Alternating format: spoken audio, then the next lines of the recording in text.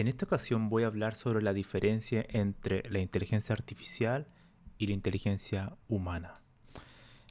Esto surgió porque hace algunos días atrás mi buen amigo Guillermo me sugirió que hablara sobre la diferencia, que es algo natural y que es algo artificial. Y como el tema de la inteligencia artificial está en boga, bueno, es algo que podría ser interesante.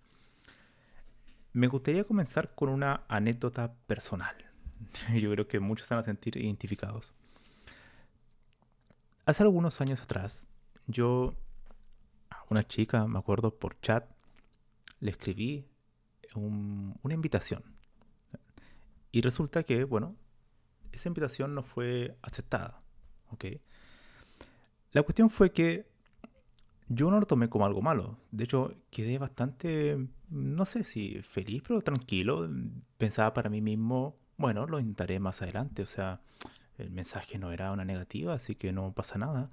Le vuelvo a preguntar un tiempo más. Y resulta que, bueno, pasaron unos 2 o 3 días y como había sido una conversación por chat, volví al mensaje que yo le envié y el mensaje que ella me respondió. Y fue interesante porque empecé a leer su respuesta, palabra por palabra, la frase, y no había ninguna puerta abierta. Era básicamente un rechazo total. O sea, no había nada ahí.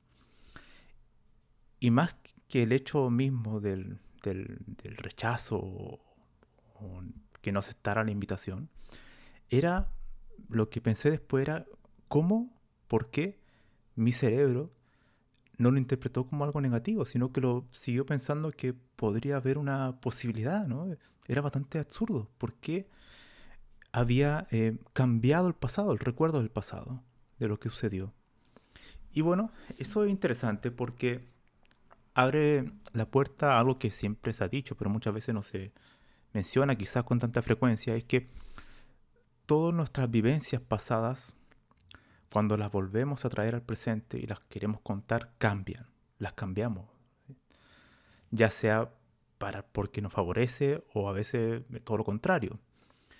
Y tiene que ver mucho con lo que nosotros esperábamos a priori, ¿no? En ese caso yo esperaba que esperaba una respuesta positiva, ¿no? Entonces obviamente voy a estar pensando que voy a estar sesgado a pensar que la respuesta va a ser positiva. Pero eso fue lo sorprendente, era darme cuenta con los hechos, con el texto ahí, leerlo varios días después, que en realidad no había nada positivo que interpretar, no había nada, ¿no? Y eso obviamente tiene que ver mucho con la personalidad de cada persona, ¿no? Hay personas que son más optimistas, como en mi caso, y hay otras personas que son más pesimistas, ¿no? Está el caso contrario de la persona que ve todo malo, ¿no? O sea, que quizá realmente una conversación con alguien no fue algo tan malo, pudo haber aprendido algunas cosas, pudo haberse enriquecido, pero en realidad lo vio como algo totalmente negativo, ¿no? También conocemos personas así, ¿no? Y también está el otro extremo, ¿no? Que a veces eres demasiado optimista, entonces estás viendo siempre el lado positivo y no te das cuenta de las cosas por las cuales no tiene ningún sentido. En este caso no tenía ningún sentido volver a invitar a esa persona porque yo no le interesaba, evidentemente, ¿no? Entonces, eso es interesante. Em, Ahora, eso uno, yo obtuve la posibilidad de darme cuenta de aquello porque era un chat. Yo podía volver específicamente a las palabras que yo había escrito y a las palabras que me respondieron. En el caso, por ejemplo, una conversación en una plaza, en un café, es muy difícil volver a revivir ese momento para darte cuenta si realmente lo que tú, al despedirte de esa persona, después de haber conversado con ella, es realmente lo que sucedió o no. Porque ya no tienes los gestos, el lenguaje no verbal, el tono de voz, em, las miradas, los silencios. Ya no tienes todas esas cuestiones, que la única manera de poder días después ver de nuevo si realmente lo que tú interpretaste es la realidad o es lo más cercano a la realidad sería tener una cámara, ¿no? Estar grabando constantemente. Y de hecho, eso me recuerda a un experimento que hicieron alguna vez unos científicos que era más o menos así. Una pareja de recién casados Lo sentaban en una habitación donde había una cámara grabando y ellos empezaban a conversar. No recuerdo por cuánto tiempo, serían 30 o una hora, 30 minutos o una hora. Y ellos podían prever con gran fiabilidad cuántas parejas iban a poder sostenerse en el tiempo, o sea, que no se iban a separar, ¿no? Y las que sí se iban a separar en un año o 3 años, y acertaron muchísimos, muchísimos. ¿Por qué? Porque después con el video, ellos lo vieron de manera racional, segundo a segundo, y empezaron a darse cuenta que habían gestos, miradas, lenguaje no verbal, de cuestiones que daban cuenta que no tenían buena conexión entre ambos. Y eso es sorprendente, ¿no? Ahora, eso nos dice que muchas de las cosas que recordamos no son realmente así, ¿no? De hecho, yo tengo 34 años y los recuerdos que tenía a los 20 seguramente no son exactamente igual a como sucedió. Y seguramente cuando tenga 40, hoy 50, 60, va a ir cambiando aún más, ¿no? Yo creo que una manera de reducir ese sesgo, ¿no?, es si tú conversaste con alguien en algún lugar, en una fiesta, lo que sea, y tú crees una cosa y tienes duda de realmente sucedió eso tal como yo creo, es preguntarle a un tercero, a alguien que estaba presente. Siempre hay alguien por ahí, quizás un amigo, ¿no?, que te diga, bueno, preguntarle, ¿tú qué interpretaste esto?, ¿no? Entonces, de esa manera uno podría reducir, ¿no?, el espacio de error. Esto es como mi área de investigación, los algoritmos de optimización. Uno va sesgando el algoritmo para que cometa menos errores posibles, ¿no? Entonces, esto es una manera como de irlo entrenando en cierta medida. Entonces, los seres humanos estamos llenos somos totalmente falibles en nuestros recuerdos. O sea, lo que creemos saber no siempre es así, sobre todo cuando son relaciones con personas que a priori estamos sesgados porque esperamos un resultado previamente, ya sea positivo o negativo. Aquí viene esto, y conectándolo ahora con la inteligencia artificial. ChatGPT, por ejemplo, comete muchas alucinaciones, que es una palabra que se usa mucho para describir cuando te dice algo incoherente, algo que es falso, algo que no tiene ninguna conexión con la realidad, o es totalmente disparatado. Tú le preguntas A y te responde Z. Es algo que ocurre muchas veces. Y bueno, eso viene también porque nosotros somos muy antropomórficos, ¿no? Le damos ciertas cualidades humanas a los aparatos tecnológicos, le llamamos alucinaciones, ¿no? Tendría que ser, bueno, se ha equivocado, ha cometido algún error en sus datos, pero bueno. Y así como sucede en ChatGPT, nosotros también sufrimos de eso, ¿no?, como anteriormente mencioné. Ahora, uno podría esperar que estos modelos, a medida que se van entrenando con más cantidad de datos, hay una curva que demuestra que esas alucinaciones van decrementando a medida que la mayor cantidad de datos se van entrenando. Y no tan solo eso, sino que también la forma que uno le escribe la instrucción, la pregunta, también afecta en la reducción de esas alucinaciones. Llegará el momento que seguramente esos chats ya no van a cometer ese tipo de errores. Van a ser mucho más precisos y van a poder entender nuestro mundo, porque ahora están totalmente a ciegas. Solamente leen texto, videos, imágenes, interpretan lo que ven, pero no tienen una base conceptual, ¿no?, propiedades de nuestro mundo físico. Yo sé, por ejemplo, que si yo tiro esto, bueno, se va a caer, ¿no? Porque existe la gravedad, es algo que está en nuestro planeta. Yo sé que cuando, bueno, a mí miro hacia algún lugar en particular, eh, fijamente, pierdo la visión de lo que está a mi lado o lo que está atrás de mí, por supuesto, ¿no? Porque estoy solamente viendo ese ángulo, ¿no? Son cuestiones que uno sabe, ¿no?, a medida de la experiencia en que estamos inmersos en nuestro cuerpo, ¿no? Y cómo interactuamos con el mundo. Cuando miramos el sol, nos llega directamente el rayo del sol, tendemos a cerrar los ojos. Bueno, son cuestiones que sabemos desde niños, ¿no?, que si el mundo real funciona así, que si yo tiro una pelota a la pared, va a rebotar, la pelota no va a traspasar la pared, ¿no? Bueno, esas son propiedades que los modelos no saben hoy en día. Simplemente están infiriendo de ciertos datos. Y hay toda un área de investigación que que propone eso, ¿no? Modelos del mundo real, ¿no? Modelos grandes, pero del mundo real que ya vienen con esas propiedades. Así cuando surgen ciertas propiedades emergentes, como se les llama, que son estas capacidades que tienen los modelos de hacer buenas respuestas, por ejemplo, son cuestiones que emergieron porque se entrenaron con más datos. Cuando se entrenaban con pocos datos, las respuestas eran bastante mediocres. Pero una vez que se empezaron a entrenar con más y con más datos, se empezaron a dar cuenta que era mucho más sofisticada su respuesta, que podía entender mucho mejor, que podía incluso entender analogías, metáforas de un texto que uno le podía entregar, incluso así uno darle un párrafo y decirle, bueno, créame una analogía, una metáfora de este párrafo y y lo hace muy bien. Entonces, ese tipo de cosas surgen, emergen porque hay más cantidad de datos. Otra cuestión importante también mencionar de esto es la creatividad. La creatividad siempre se menciona como la piedra angular para separarnos de las máquinas.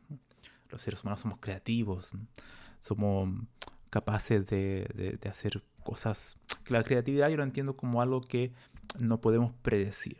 O sea, si yo me he visto hoy, el siguiente, no sé, video que hago me disfrazo de Pikachu y empiezo a hablar, bueno, probablemente soy un poco creativo o un poco loco o ambas cosas, pero es algo que es muy difícil de predecir, ¿no? Pero generalmente la creatividad tiene una connotación positiva, ¿no? Es algo que tú haces que la otra persona o las personas que lo experimentan no lo esperaban y dice, wow, es sorprendente. Puede ser una canción, puede ser un cuadro, puede ser un software realmente que tiene una funcionalidad que no se había visto antes. Bueno, esa es la creatividad, ¿no? Que está parte de la inteligencia.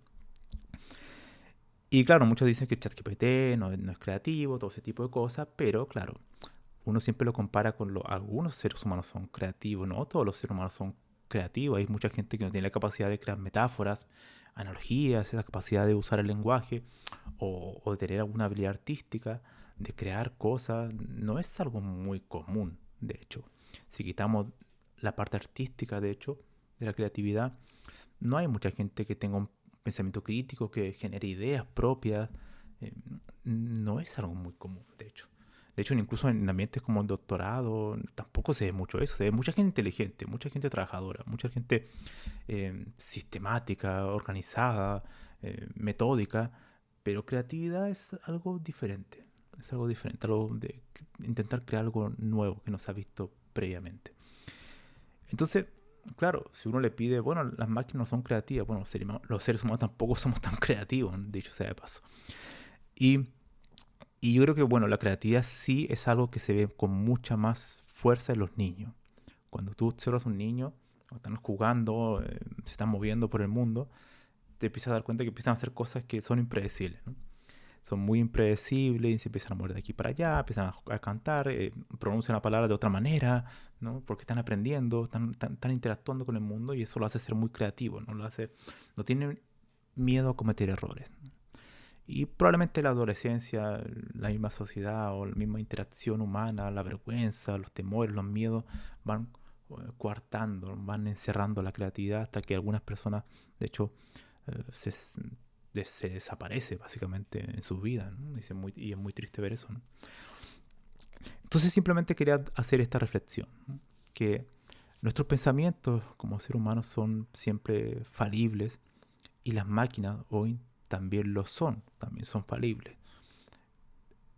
Jeffrey Hinton, que es uno de los ganadores del premio Turing, menciona que la inteligencia artificial es una inteligencia digital y que va a ser mucho mejor que nosotros en algunos aspectos, ¿no? O sea, va a ser mucho mejor y va a poder cubrir tareas que nosotros no vamos a poder realizar. Por ejemplo, el tema del conocimiento, poder hacer cierta inferencia en base a grandes cantidades de datos sin alucinaciones, bueno, es algo que se podría llegar a eso, ¿no? Y por eso que él tiene mucho miedo en lo que pueda llegar a transformarse la inteligencia artificial si no se es cuidadoso en esa evolución. Así que eso dejo esa reflexión, ¿no? Somos falibles, las máquinas también lo son, pero las máquinas van mejorando con los datos y si se incorpora esta base de nuestro mundo real, estas propiedades que están, podrían no tan solo generar datos de tener grandes cantidades de datos entrenados y eso le permite generar, ¿no?, datos, sino que también crear ciertas propiedades causales, ¿no?, que puedan en sí mismo, en sus bases, en sus cimientos, estos modelos, poder crear causalidades según las propiedades que le permitan entender nuestro mundo real. Y eso sería realmente un cambio totalmente revolucionario, ¿no? Y quizás ocurra, quizás ocurra. Así que dejo esa reflexión. Quizá algún día, no, no tan tarde probablemente, em, los sistemas van a ser mucho más inteligentes y creativos que nosotros en algunos sentidos. Y yo creo que incluso en el sentido sentimental, en la cuestión, por ejemplo, de mencionar que siempre se dice que el ser humano se diferencia de las máquinas porque es mucho más afectivo, mucho más cariñoso, no hay como un abrazo, no hay como una palabra bonita desde otra persona, pero yo he conocido muchas personas que son bastante frías. Y yo creo que probablemente una máquina, un humanoide, podría simular esa, ese calor humano. Así que como lo mismo que dije anteriormente, la creatividad es humana, sí, pero para algunos humanos son más creativos que otros. Todo tiene que ver con un tema de grado. Algunos son más inteligentes, otros menos, otros son más creativos, otros menos, otros son más cariñosos, otros menos. Y las máquinas van a avanzar, seguramente, en muchos de esos terrenos. Y bueno, van a ser como los humanos. Algunos van a ser, son mejores en una cosa, otra en otra. Y las máquinas también van a ser una mejor en otra. Y no podemos no podemos cerrar la puerta a un mundo donde convivamos con máquinas. Yo creo que soy optimista en ese sentido. Creo que va a ser un mundo mejor, sin duda. Va a ser más rico, va a ser más interesante. Vamos a poder hacer muchas más cosas. Pero por supuesto, quizás en otro episodio trate de los peligros que hay detrás de eso. Así que bueno, espero que les dé alguna reflexión el tema. Nos vemos en el siguiente episodio.